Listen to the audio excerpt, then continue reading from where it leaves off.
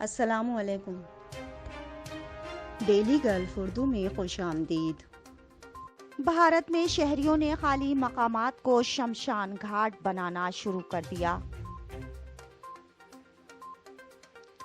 تفصیلات کے مطابق بھارت میں کرونا وائرس کی تباہ کاریاں جاری ہیں۔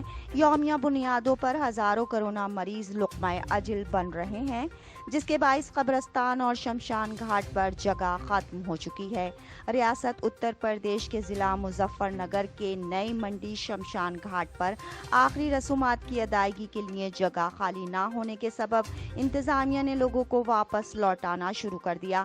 بھارتی میڈیا کا کہنا ہے کہ لوگوں نے جگہ کی کمی کی وجہ سے خالی مقامات پر ہی اپنے عزیزوں کی آخری رسومات ادا کرنا شروع کر دی۔ بھارت میں اب تک 2 لاکھ سے زائد افراد دم توڑ چکے ہیں، جبکہ 1,59,97,267 افراد وبا کا شکار ہیں۔